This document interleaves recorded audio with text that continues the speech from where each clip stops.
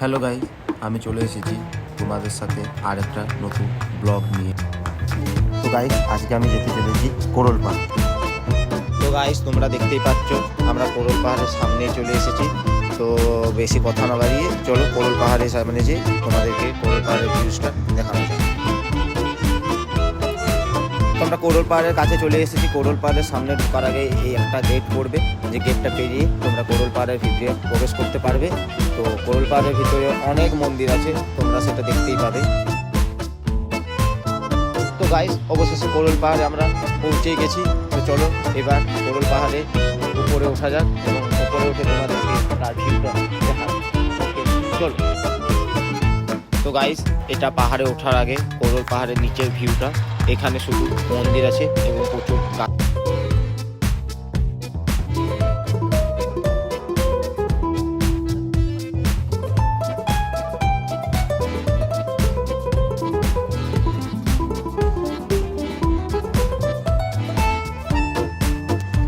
তো গাইস, কোরল পাহাড়ের উপরে উঠতে গেলে তোমাকে 108টা সিঁড়ি চড়ে কোরল পাহাড়ে উপরে উঠতে পারবে। তো চলো কোরল পাহাড়ের উপরে।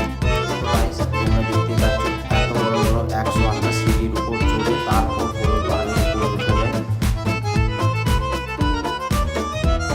তো ভাই দেখতেই পাচ্ছ এখানে একটা বাঁদর সিঁড়ি দিকে না চলে সাইডের পাঁচিলের উপর হেঁটে হেঁটে যাচ্ছে। সিঁড়ি বেয়ে উঠতে যদি কারো কষ্ট লাগে বা উঠতে না পারো তো এখানে বিশ্রাম করতে পারো। এটা হচ্ছে বিশ্রাম ঘর, দেখতেই পাচ্ছেন। তো চলুন আরও উপরে উঠে যান। আর মাত্র কিছু সিঁড়ি উঠলে আমাদের উঠা কমপ্লিট হয়ে যাবে।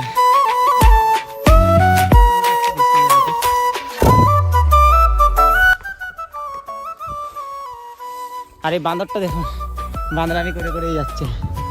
তারপর তোমার ভিডিওগুলো কিন্তু ভালো আছে, বিশ্বাস করো। সেই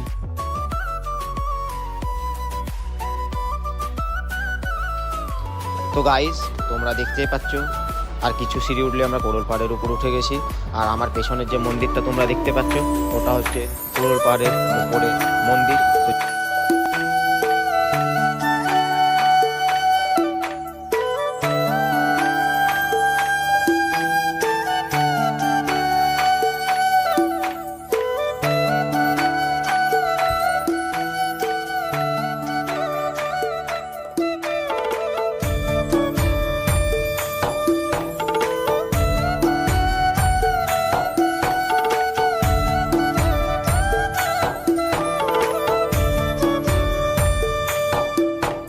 আর একটা কথা, মন্দিরের গেটে প্রবেশ করার আগে অবশ্যই তোমরা বাইরে জুতোগুলো খুলে নেবে।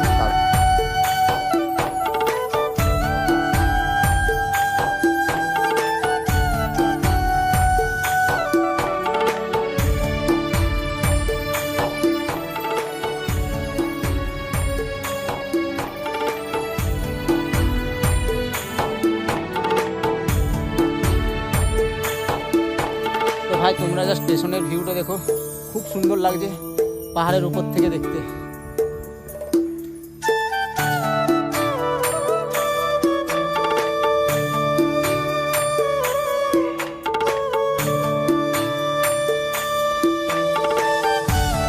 তো গাইস, পাহাড় ঘোরা শেষ এবং আপনাদেরকে মন্দির দেখানো শেষ হলো। এরপর আমি ভিডিওটা এখানেই শেষ করছি। আর হ্যাঁ, আমার চ্যানেলে যারা নতুন তারা প্লিজ চ্যানেলটা সাবস্ক্রাইব করবে এবং কমেন্ট করে জানাবে ভিডিওটা কেমন লাগবে।